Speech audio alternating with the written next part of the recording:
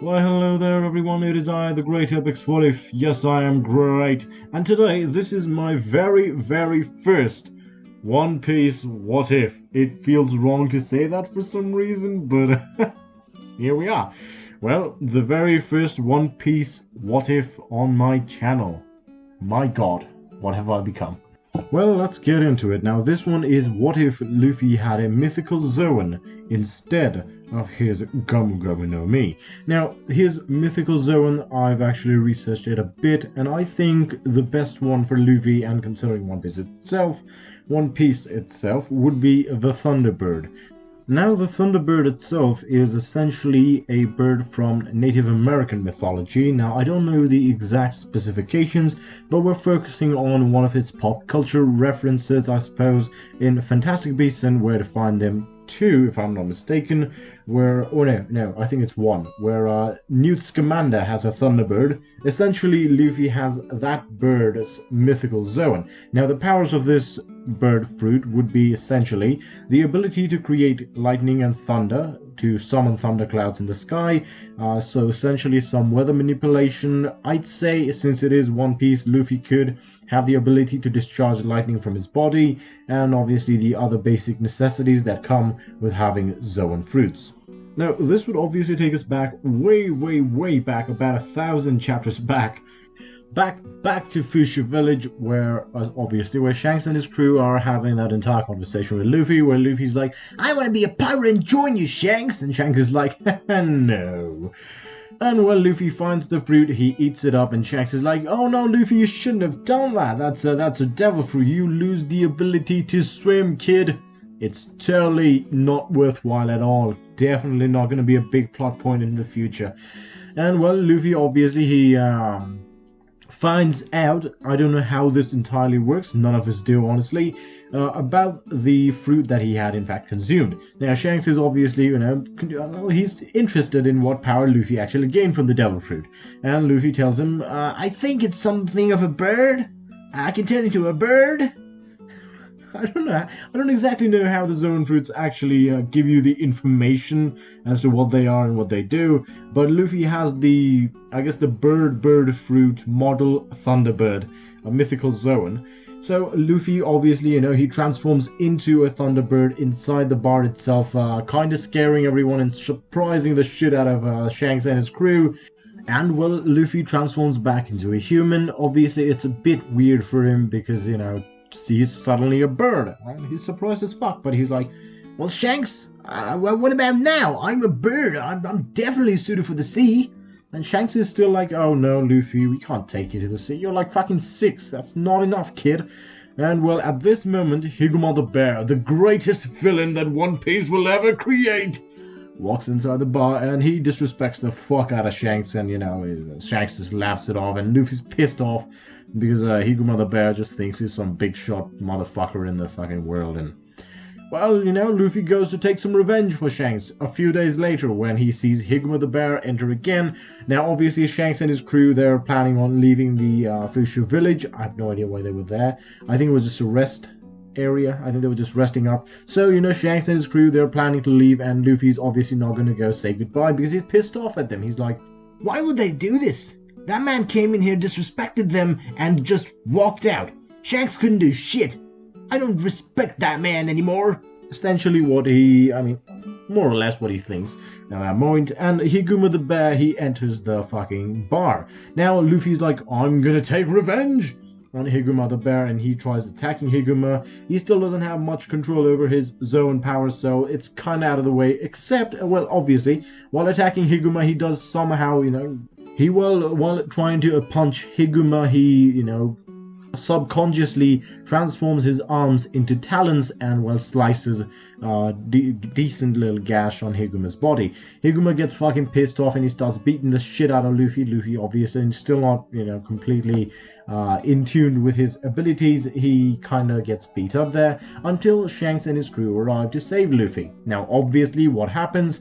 Lucky Roo shoots that one bastard who's like, "Yeah, I'm gonna kill Shanks," and after that, my man Ben Beckman beats everyone with a pipe. Higuma tries to escape Higuma escapes with Luffy on a boat, and well, at this point, things actually change up a bit.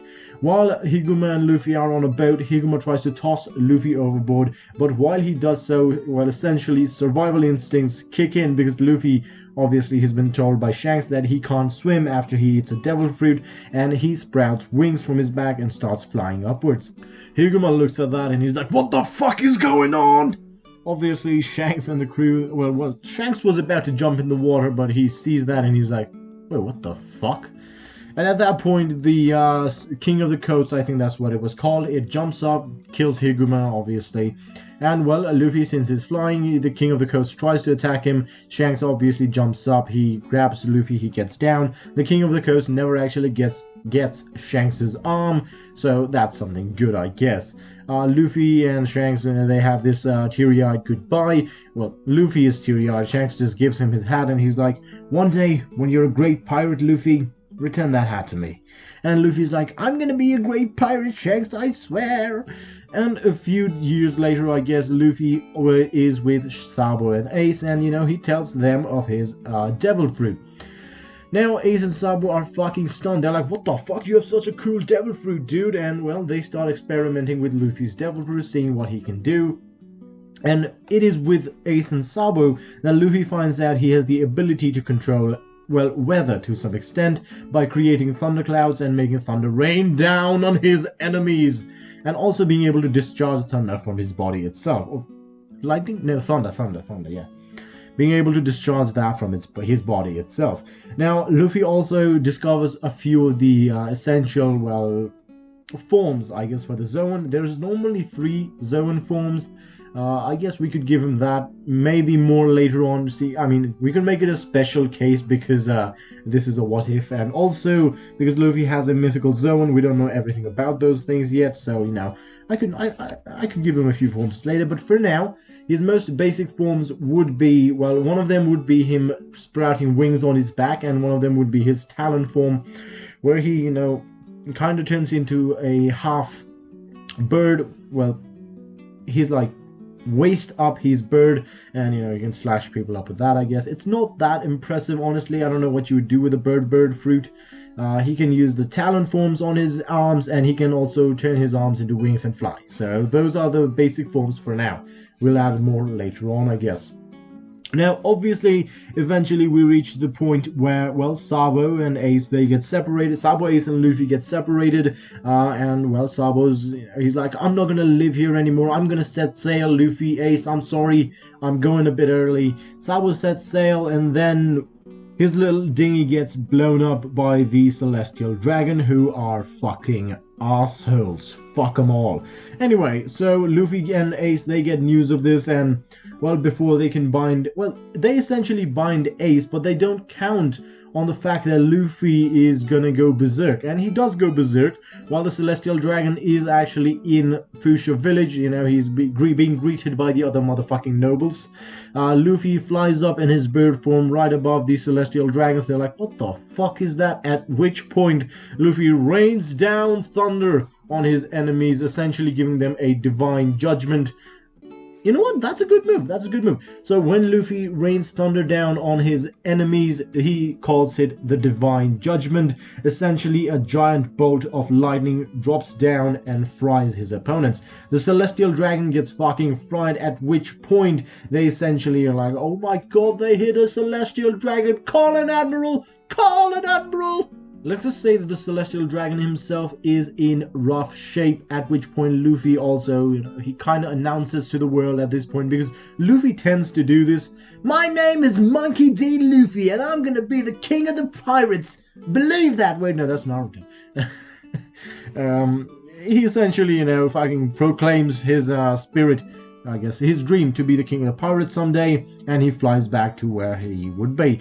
At which point, Dadan and the others inform Luffy of what he's actually fucking done, and that an admiral will be there in a few fucking hours to investigate. Now, Fuchsia Village itself is pretty fucking off the map. I doubt an admiral base would be nearby, so, it's gonna take a while for the admirals to show up. It'll probably take them a few good hours. If Kizaru's sent, maybe he can be there faster, but we know how Kizaru is, so, it'll probably take like 4 or 5 hours.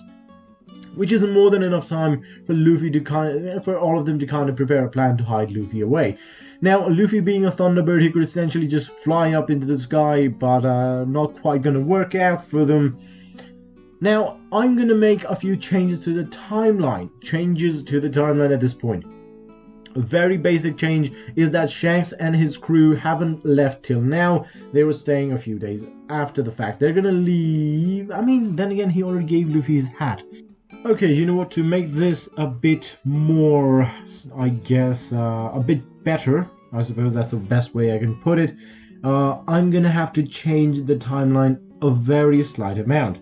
The Celestial Dragons, they arrive a few years later than they would in the original. Everything is moved a few years on, so that Luffy is not like a 10-year-old child when this happens, but he's like 14 years old. Ace would be 16 at this point, and so with Sabo. Sabo sets sail after his family catch him, and he's like, you know what? I'm sorry, Ace, Luffy. I know we decided we're going to set sail in a few years, but I'm going early. At which point his ship gets destroyed. Luffy destroys the Celestial Dragon that destroyed Sabo's ship. And, well, he proclaims to the world that he's Monkey D. Luffy and he's going to be king of the pirates.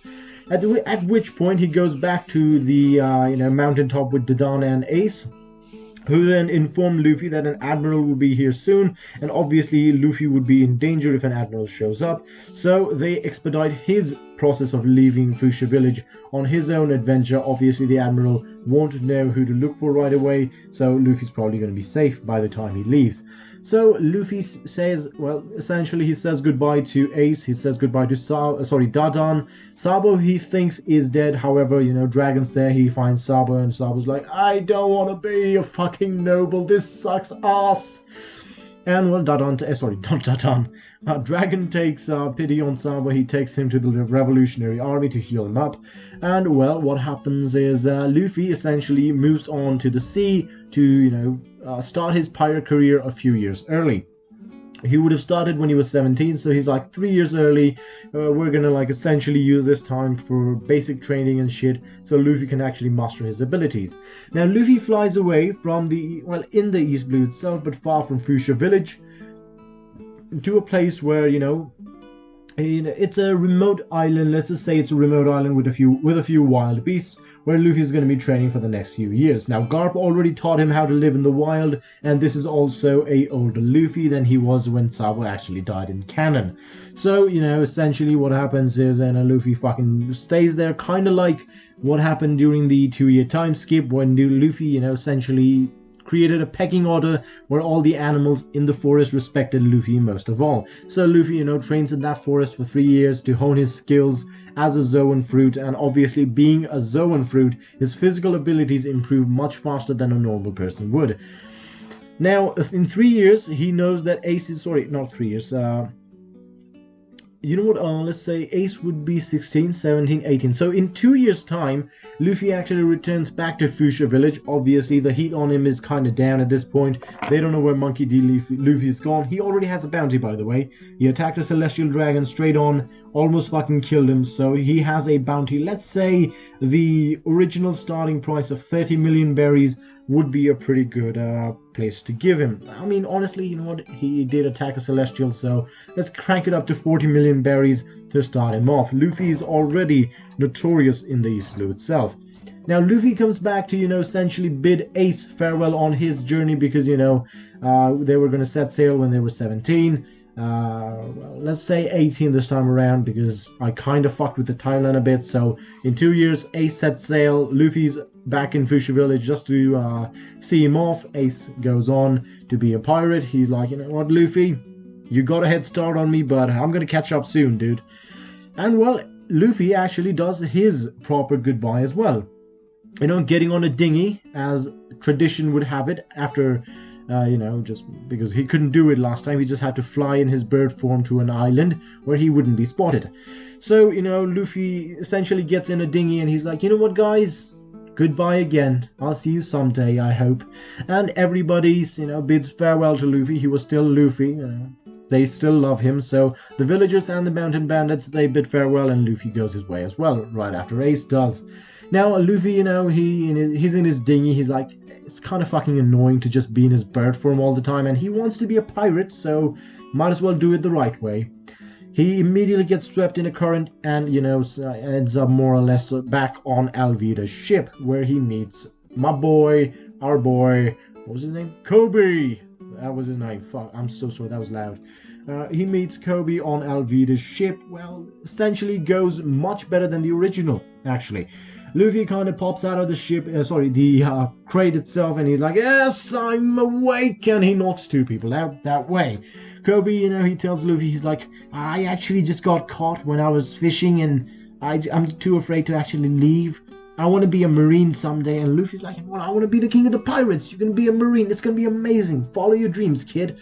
And obviously, Luffy beats the shit out of everyone on Alvida's ship much more easily than in the original. I mean, it was pretty fucking easy in the original, so consider that.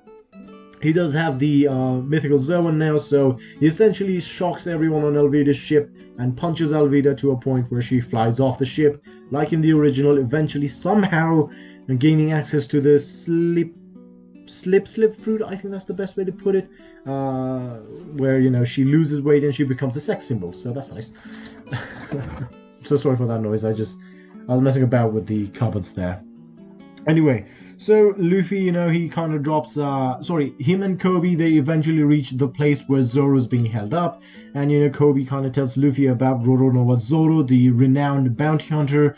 Luffy has this conversation with Zoro, and he's like, hey Zoro, join my crew, I'm gonna be the king of the pirates, and Zoro's like, no, piss off, I'm not gonna do that. I'm gonna be the greatest swordsman in the world, but, I'm not gonna join your crew, it's just not happening. I kind of made this promise to this girl and shit like that.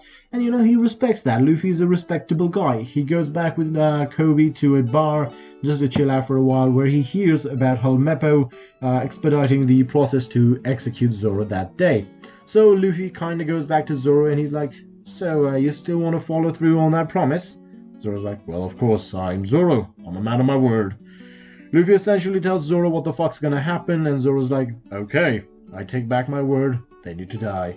And Luffy is pretty easily, actually, just goes back in the marine base, and takes Zoro's sword from the locker, I guess, and comes back and gives them to Zoro. Now, at this point, Axe-Hand Morgan, he comes out, and, well, he gets his fucking ass whipped, let's be honest. He never stood a chance. Helmeppo, he gets his ass whipped a bit as well, not much there, actually. But yeah, Axe-Hand Morgan, he kind of lets Zoro handle this. He kind of handles the few people that Axe-Hand had on his side, not fatally injuring them, just knocking them out with a few static shocks. And Zoro's like, you know what, you're pretty good. I can respect you as a captain. And he decides to follow Luffy's captaincy, I guess. Axe-Hand Morgan is, he's kept in bars, and the Marines, they salute Luffy for taking down the corrupt captain. And obviously, Luffy is already somewhat infamous, so, his fucking bounty goes up a bit more after taking down Captain Axe-Hand Morgan. Let's say 5 million berries, that's the max I think we can put on Luffy's shoulders at this point for defeating someone as, inconsequential as Axe-Hand Morgan himself. So, he goes from 40 million berries to 45 million, and obviously after hearing, news that Roronoa Zoro has essentially joined Luffy on his, up-and-coming pirate crew, the Navy give him a 5 million berry bounty as well. Not much, just enough to where they're like, oh, he's with him. That's not good. Because Zoro's not done much piratey stuff other than, take down Axe-Hand, I guess, alongside Luffy, which is mostly what the 5 million is about. Now, Luffy and Zoro, they eventually move on, and they end up in, if I'm not mistaken, they encounter Nami's crew, and also Captain Buggy D. Clown, the greatest pirate in the seas. And, Buggy, he stands no chance, obviously. Luffy doesn't actually get snatched up by the bird this time around for obvious reasons. Well, 1, because he can't stretch his arms, and 2, he's a bird himself, so kind of counterintuitive there. So Zoro and Luffy eventually encounter Nami on her ship. They kind of, board the same ship because, let's just say Nami's ship kind of hits the little dinghy that they had. It kind of breaks apart. Luffy, he kind of just sprouts his wings, flies up. Zoro just jumps up on the ship and he's like, Nami's hospitable as fuck. She allows them to join her and, they do. Now, obviously, after this, well, they're sharing their dreams. Zoro's like, I want to be the greatest swordsman in the world. Luffy's like, I'm gonna be the pirate king, the king of the pirates. That's what I'm gonna be. And Nami's like, I don't like pirates, but I do want to make a map of the world. That's gonna be pretty amazing. I just want to map out the entire world. Anyway, Luffy, Nami, and Zoro eventually end up in Syrup Town, where, they kind of meet Usopp and Usopp's hijinks. Well, Luffy's more or less an infamous pirate in the East Blue at this point. His name is kind of plastered everywhere, after the incident with the Celestial Dragon, and also him having 40 million berries bounty. He's probably the most, valued person on the East Blue right now, honestly. So Usopp would see Luffy, his straw hat, and he'd be like, no way! Now, Luffy is obviously chill with him, and Usopp kind of warms up to Luffy as well. Luffy tells Usopp that he's going to be king of the pirates, and Usopp's like, you know what, I'm a sniper. I got a pirate crew myself, filled with kids. It's not the best, but it's something, and they eventually find out about Captain Kuro and his fucking misdeeds, and, well, Kuro stands no chance against the current Luffy that I built, but, Usopp kind of has to take him down just for his character to have some meaning in this arc, because it's his arc more or less. So Usopp does end up beating Captain Kuro with Luffy's help as well as Zoro's and Nami's, and it's some basic shit, nothing much there. But Captain Kuro gets beaten by Luffy, Usopp, and Zoro. Usopp delivering the final blow, essentially knocking him out using one of his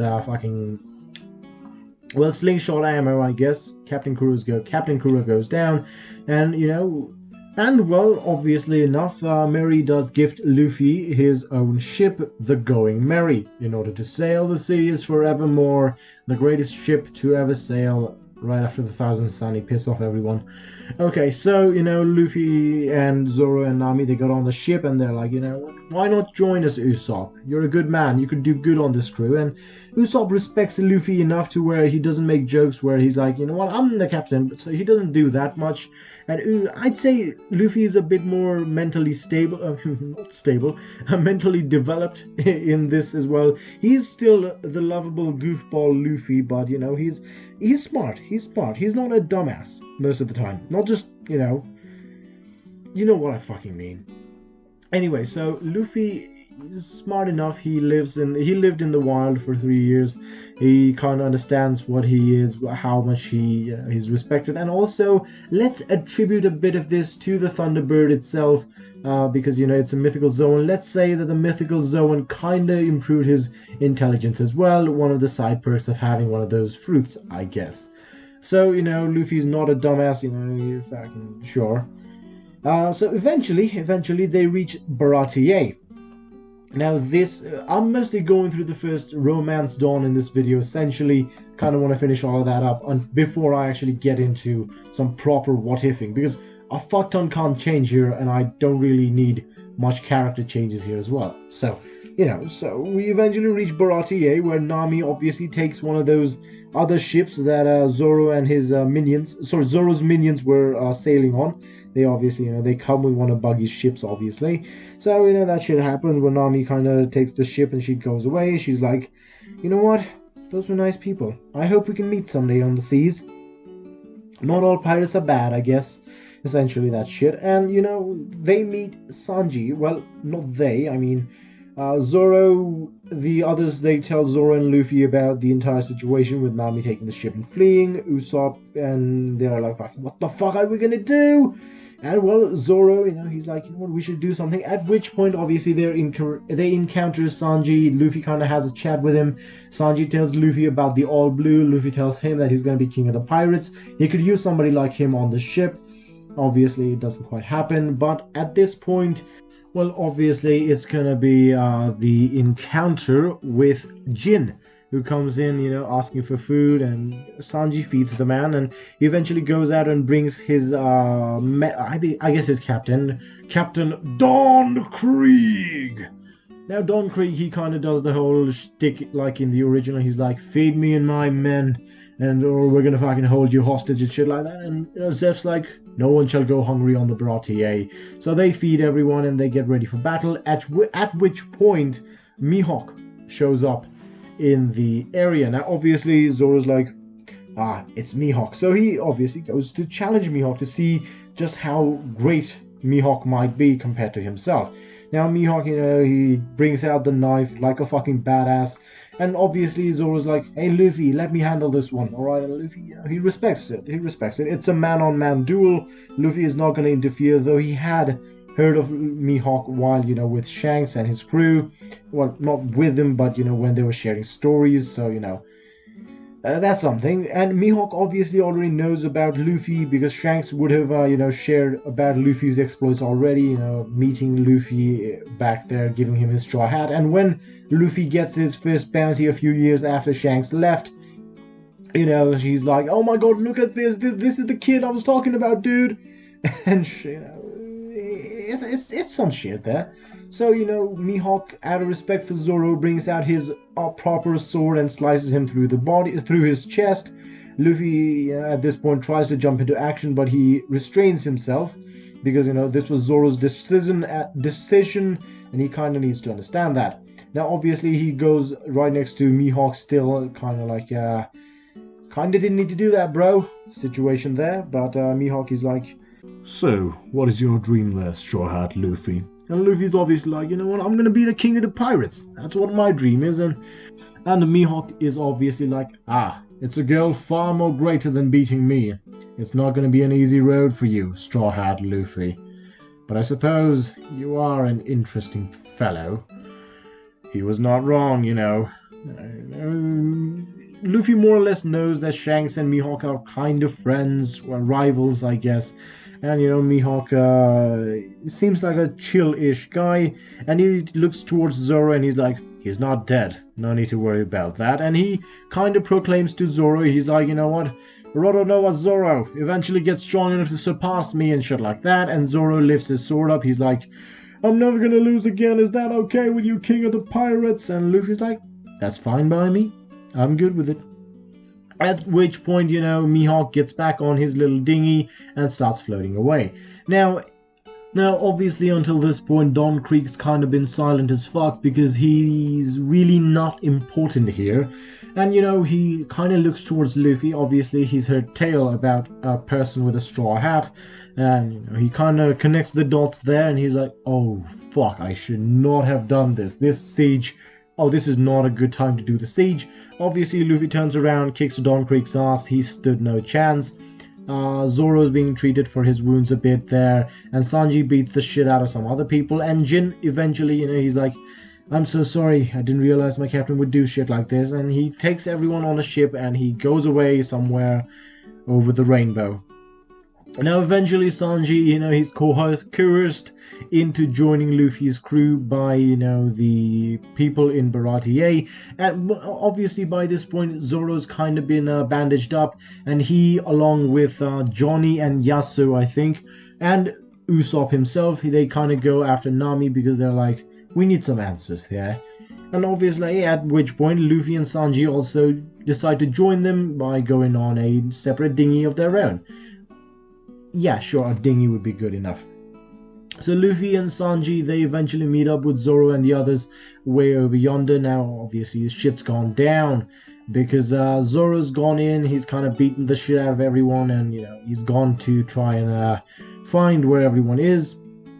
Eventually gets captured by Arlong and his men, jumps in the sea. Nami obviously saves him, and then he's like, you know what, I knew you weren't a bitch. And, Nami Zoro eventually finds a way to escape, and he joins up with the rest of the crew. Now, at this point, Sanji and Luffy, they've already arrived. A few of the fishermen tried to pick fights with them. They stood no fucking chance. They meet Usopp. They meet Nami's sister, Konami, I guess. I don't fucking know her. I don't remember her name. I'm just gonna call her fucking Konami at this point. So, she tells them of Nami's story about Belle Mare, about what happened with Arlong, what the fuck Arlong's been doing to the village, and all that shit. And, he eventually goes and he encounters Nami as well on the street and shit like that. And Nami's like, you know what? Fuck off. I don't need your help and all that shit. Obviously, she needs to do that. It's an anime. Eventually, once more, fucking hell, the entire thing with Nami happens as it did in the original, with the Captain Weaselface coming in to steal Nami's treasure. They steal Nami's treasure, they go away. Arlong's like, I never had any intention of doing shit like that, and he laughs at her face. Ha ha ha. Lol. Oh my god, this is one of the reasons why I never did One Piece What Ifs. There's way too much going on. And this is a pretty fucking chill one. I don't know how fucking things are gonna go after I finish Romance Dawn. Literally no idea. Anyway, so Nami and everyone, they're like, Nami goes on the street, she's like fucking stabbing herself, at which point Luffy kinda grabs her hand and he's like, don't do this, Nami, and shit like that. And, well, Nami cries, she's like, help me, Luffy, and Luffy takes his hat, puts it on her head, and he's like, of course I would. There's no way I would not help you, Nami. You're my friend. And Luffy goes on, kicks the door down, beats the shit out of everyone, eventually getting him... No. It doesn't make sense that he would actually be caught in concrete. However, Zoro does have his fight with Hachi. Zoro does have his fight with Hachi, where, Hachi gets his ass whooped. Arlong, he eventually encounters that as well. Well, no. Yeah. Arlong's encounter doesn't make much sense because Luffy wouldn't be captured. Luffy, with the help of his Zoan fruit, obviously, discharges electricity. Now, I don't know much about biology, but fishmen and electricity, I don't think they go well together. And of course, he also, kind of flies around him. Obviously, sharks can't fly. And uses his talents to scratch the shit out of Arlong until he eventually, gets knocked out by another bolt of lightning. Luffy calls out, Divine Judgment! And a big bolt of lightning drops on Arlong, knocking him the fuck out. He also, while doing the Divine Judgment hit, kind of destroys Arlong Park itself, freeing Nami off her burden, and eventually adding Nami onto the crew as well, properly. Nami and Usopp and Sanji and Zoro and Luffy, they all set sail once more, and they eventually reach Reverse Mountain. Our piece and that shit, fuck that. I don't care, you don't care, no one cares about our piece. She can go fuck herself. Kind of weird considering she's like 5 years old, but you know what I mean. Anyway. So, we eventually reach Reverse Mountain. The entire crew, they do their entire thing where they put their fucking foot on that crate? No, on that barrel. And Zoro's like, I'm gonna be the greatest swordsman. Sanji's like, I'm gonna find the all blue. Nami's like, I'm gonna make a map of the world. Usopp's like, I'm gonna be a brave warrior of the sea. And Luffy's like, I'm gonna be the king of the pirates. And, well, that's where it ends, I guess. We're up Reverse Mountain, we're down, we encounter Laboon, but that's gonna be for another video. I've gone on for half an hour. I hope this video does well, and if it does not do well, I'm gonna cry myself to sleep right now. Actually, I'm too fucking tired to do anything else. I'm so sorry I didn't upload yesterday. My exams just started like today, so I decided to record a few videos right away. I'm scheduling them up, lining them around, and essentially I'm hoping I can manage like one video every 3 days for the next few days until my exams are over, after which we're going to go back to our regularly scheduled video a week. Maybe not, who knows. So anyway, guys, I'll see you in the next one. Maybe I don't know if it's going to be the One Piece one or if it's going to be the Naruto one where Shisui adopted him, but this is it for now. I'll see you guys soon. Until then, peace out. Yeah, this is fuck. I don't know what I'm doing.